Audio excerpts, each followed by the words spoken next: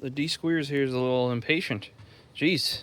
Just tired, that's all. You cracking that you grabbed that knife out of all the knives. I mean, hell yeah. You could have been like, hey, Elliot, can I have a...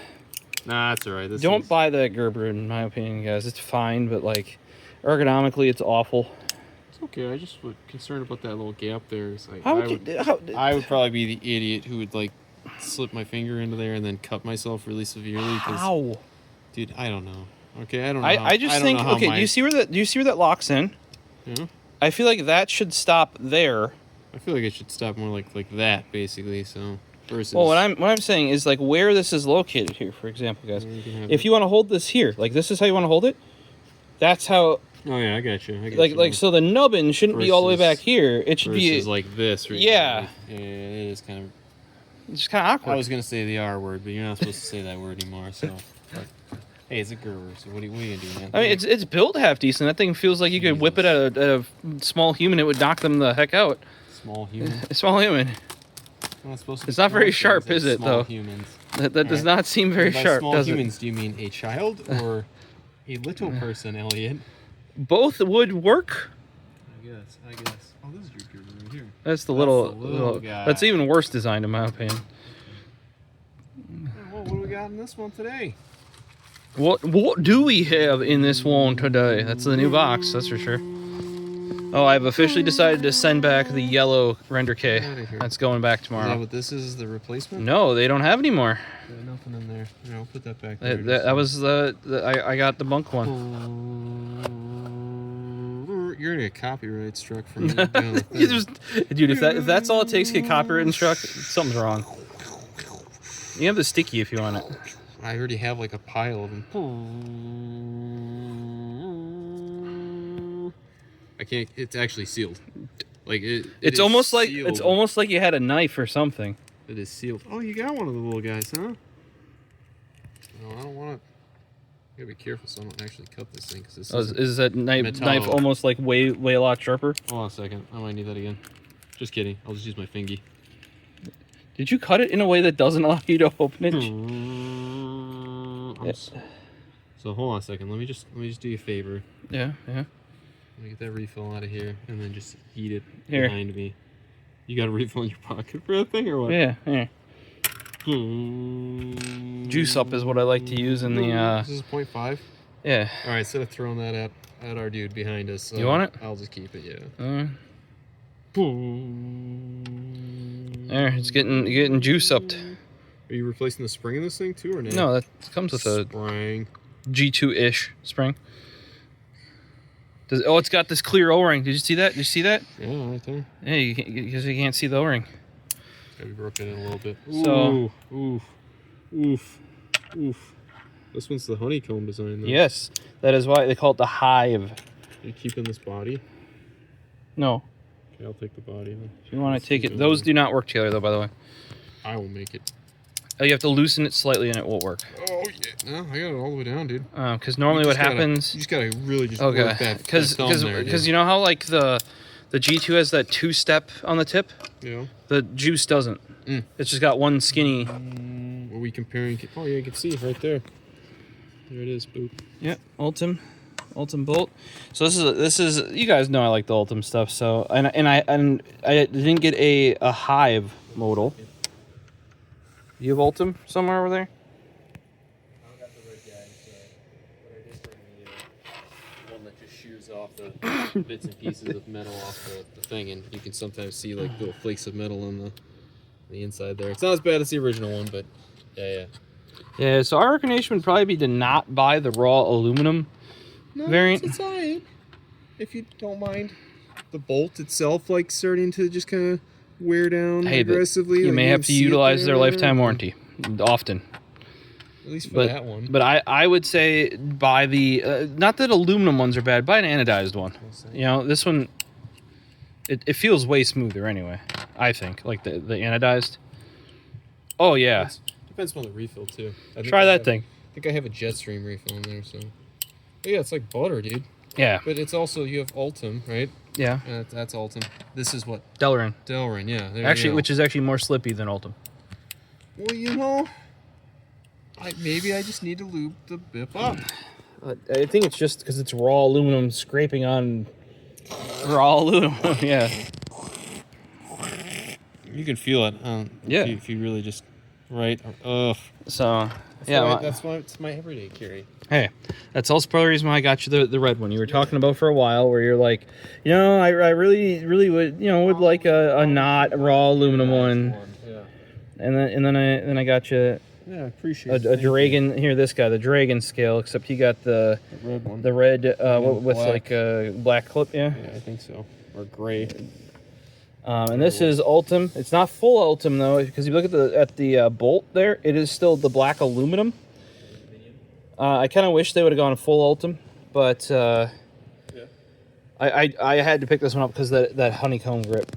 Look at that grip on there. Yeah. So always a sucker for the weight difference. Pick that up and then pick up the aluminum one. Like you thought the aluminum ones were light, the Ultem one is. That's a pretty good grip. Yeah. I like that.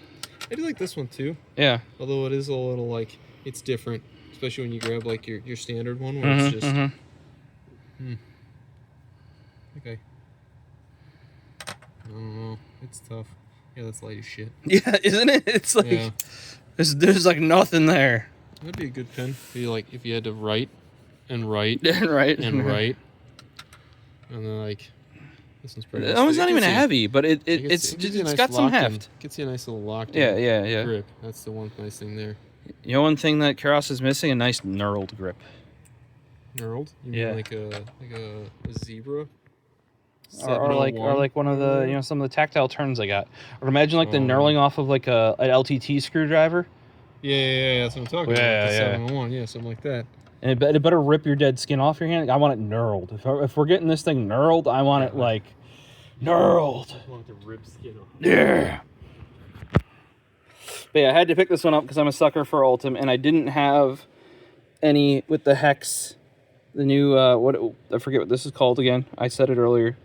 Roll back a couple minutes in the video. No, it's not honeycomb. It's almost like a honeycomb one. Yeah, but it's not honeycomb. Are you gonna make me look this up now, even though I just said it in the previous video? Maybe. You're gonna make me look this up now, aren't you? Yeah, maybe. I don't know. Tactile, Keros. I can't even keep track of the Hive. Hive. It's like a bee, like a honeycomb.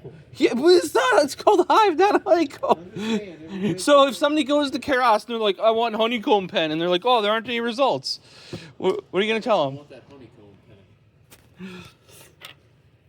Oh, you mean the Hive? Sure, yeah, that's nice. But this one is not a pen club exclusive, but we did get earlier access to it because they had a limited number of them, and we got a discount on it. This one's real tight. Like, listen to that. Listen to that. This one's real scratchy. This is the. This one's like butter. Yeah, I told you that. Like the. Is it the same spring or did you replace the spring? It's the same refill too between these two. Here. I think it's the same spring. Yeah. I think it's even the softer spring that they gave me. Yeah, it's the G2-ish. I call that spring the G2-ish spring. I had to chop down my Jetstream refill a little bit to make it fit, but yeah, they fit fine. I mean, it's only like the 1 to 2 mil on the refill there. So I have to figure out a way to lube the well, like I told you that silicone dry lube I have in the spray bottle. Just yeah. Otherwise, yeah, I love the pen. So. Great. I still probably based on Squares' experience with the raw one, I probably wouldn't go raw. It's not even, and you're like, oh no, it's just silver, clear anodized. No. Keros's raw pens are straight up like raw aluminum. So you'll even see some of the white like oxidation on it in certain areas. So yeah, here's the next thing you guys need to. Here you go. I thought that thing looked. Ooh. Yeah, does that thing not look like? $9 million? How much is it? It's more than 100, that's for sure. Yeah, with all the detail you put into that, yeah. But do you see how it's like iridescent? Like checkered paisley. Yeah, look at that sucker. You gotta get that. And I know. Your cat. And it is like it's discounted. Yeah, It's not too bad. till 31st. So It's the Fallout TRD that you like. Yep. Yeah. So, like no, like I haven't bought I haven't bought a TI2 pen in ages. Yeah. But this one came in my email, and I'm like, oh wee. Yeah. Oh wee. Yeah. So let me know, guys. Does that one need to end up at my place? You know. I would say yes. Yeah, dude, that iridescent, and apparently that came out of because it's lasered, and that's from how titanium color changes based on heat. Mm-hmm. That's from the lasering process. It gained that iridescent. I was almost gonna buy another bolt liner. We had a few on sale. Yeah. And I was like, oh, I really like my bolt liner, but I don't like to everyday carry the little guy. Yeah. So maybe I was just gonna buy a cheap like stainless one, and then I saw that he only had like the little guys, like the minis, and I was like, oh yeah. No. He was cleaning them out for after the new year. Yeah. But yeah, so let me know down below, guys. Do we add that one to the collection next by the 31st? Also, what do you think? Was it worth picking up the Hive Modal in the Ultem? I think it looks dope. Interesting grip. I think grip-wise, I prefer the what is this one? Dragon skin, dragon scale. Yeah. I think this is a better grip for the fingies. That one feels a little bit like jarring. I mean, you're not losing your grip with that one, that's for sure. It's such a light pen anyways, though, so like. Is it not crazy how much lighter the Ultem are? Like it is. They're nice pens. It is crazy. But yeah, my recommendation down in the description below if you guys want them are juice ups. I use the 0.4. The reason is because the modals, as much as they can take a Uniball, you do have to give it a little snippy snip, choppy choppy. With the G2 style ink, you don't have to do that. However, you do start running into some stuff with some of the other G2 styles. Not obviously it ships with a standard G2, but like what do you want to say, like G2 compatible ones. Whereas the Juice Up, if you look at that tip, it fits these pens perfectly. Like it just sneaks out of there. You know, like it just always worked well. And only my original Modal is the only one running an actual like Uniball refill. The rest I've gone with Juice Ups. So let me know. Like this, as you said, this one's dang smooth, isn't it? It's like butter. This guy is, I mean, you can hear it. It is tight, but it is like redonkulously lightweight, and it's got that 1950s vibe. You know, is this 50s for Ultem, or is this more like 40s? Got that honeycomb design. Yeah. Hive.